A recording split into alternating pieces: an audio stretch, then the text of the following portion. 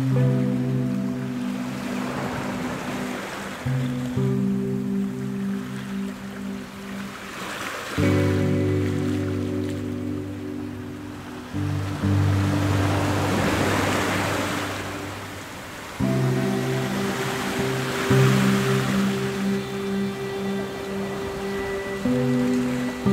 পর আরেকটা, তারপর আরেকটা এবং তারপর আরও একটা। অগণিত এই তরঙ্গরাজি উপকূলে আছড়ে পড়ার দৃশ্য সত্যিই মনোমুগ্ধকর, ভাবুক করে তোলে অস্থির হৃদয়কেও। সমুদ্রের জল ছুঁয়ে বেলাভূমি ধরে হাঁটতে হাঁটতে মনে হয় ভেসে যাক সব গ্লানি ওই ফিরে যাওয়া ঢেউগুলোর সাথে। শুধু বেঁচে থাক সুখস্মৃতিগুলো, সূর্যাস্তের ওই শেষ রাঙা আলোটার মতো, যা রেখে যায় একরাশ উষ্ণতা। এই মুহূর্তগুলোই হয়তো জীবন। অবচেতন মনে একেই তো আমরা কামনা করে থাকি। গ্রীষ্মের দহনে হোক অথবা শীতের পরশে, মন্দারমণি আজ আমাদের অতি প্রিয় সৈকত শহর। দীঘার ভিড় এড়াতে মানুষ এখন ভিড় জমান এই মন্দারমণিতেই। আর এই ক্রমবর্ধমান চাহিদার সাথে সাথেই এখানেও গড়ে উঠেছে বেশ কিছু বিলাসবহুল রিসর্ট। সপ্তাহান্তে অথবা দুদিনের ছোট্ট ছুটিতে মন্দারমণি এখন দারুণ জনপ্রিয়।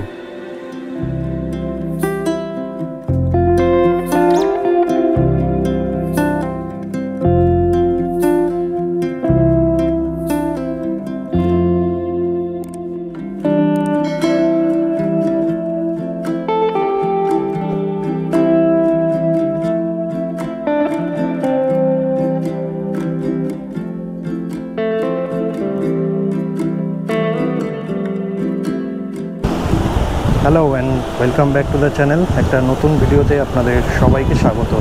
ব্লগটা শুরু করার আগে একটা কথা বলে রাখি, আমরা সবাই জানি যে ইন্ডিয়া এবং পাকিস্তানের মধ্যে যে একটা অশান্ত পরিবেশ চলছে, আমরা সবাই এই অশান্ত পরিবেশ থেকে খুব তাড়াতাড়ি যাতে বেরিয়ে আসতে পারি, এই ভিডিওর মাধ্যমে এই বার্তাটাই দিতে চাইছি যে এই সমস্ত রকমের অশান্তি দূর হোক তাড়াতাড়ি, আবার সবাই স্বাভাবিক লাইফে ফিরে আসুক।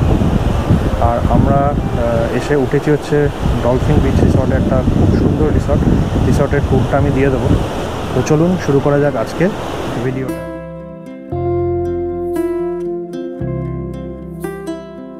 দুদিনের ছোট্ট ছুটিকে সম্বল করে আমরা 6 বন্ধু মিলে সপরিবারে চললাম মন্দারমণি। যদিও বাসের চাকা গড়াতেই 6টি পরিবার একটিতে রূপান্তরিত হতে সময় লাগলো না।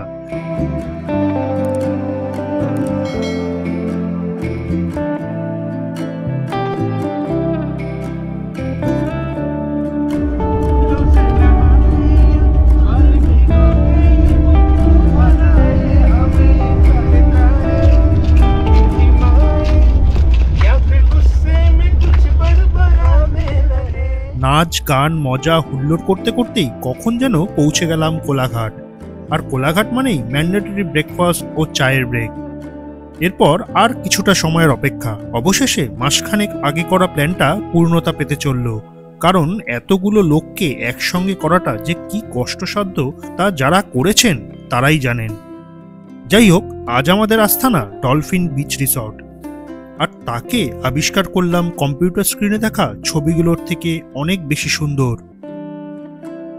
The most exciting thing was the pool and the adjoining water park. আমাদের পরিবারের 8টির 2টি খুদেকে বাদ দিলে বাকি 6টি চুটিয়ে এনজয় করলো এই ওয়াটার পার্কে। আর শুধু ছোটরাই বা কেন, বাদ গেলাম না আমরা বড়রাও। স্লাইড আর রেইন ড্যান্সে মাতল সবাই।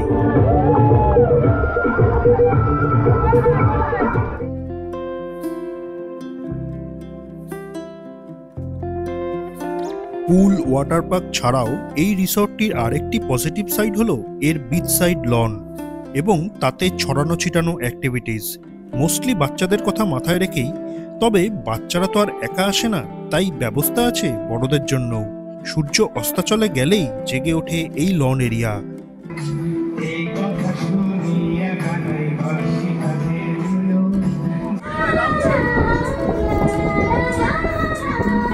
সন্ধেবেলায় সাগরের দমকা হাওয়া গায়ে মেখে প্রিয়জনের সাথে অথবা ফুল গ্রুপের সাথে কাটানো মুহূর্তগুলো সত্যিই অনবদ্য।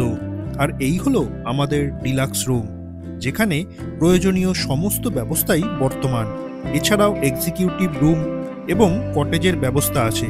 রেটের কথা আমি এখানে মেনশন করলাম না, কারণ সিজন ওয়াইজ রেট ভ্যারি করে। আমি অবশ্য একটি হোটেল বুকিং অ্যাপ থেকে এর বুকিং করেছিলাম, তবে আপনারা ডিরেক্টলি ফোন করেও এর বুকিং করতে পারেন।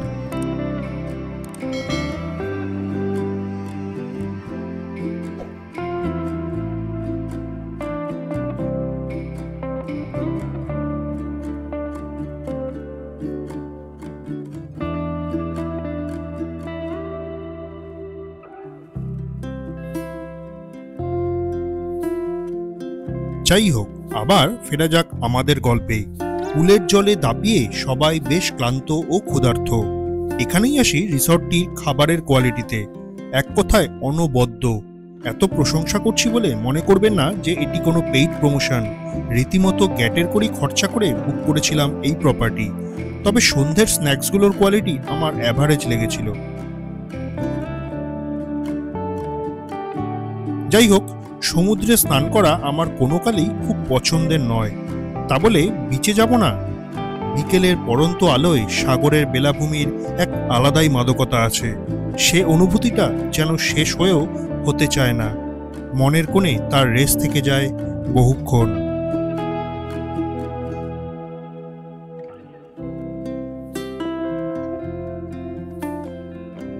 ঘটনাচক্রে ছোট্ট রোয়ানের বার্থডেও ছিল সেদিনই। Happy birthday Rowan. হাসি ঠাট্টা গান গল্পে দিনটা বেশ কেটেছিল।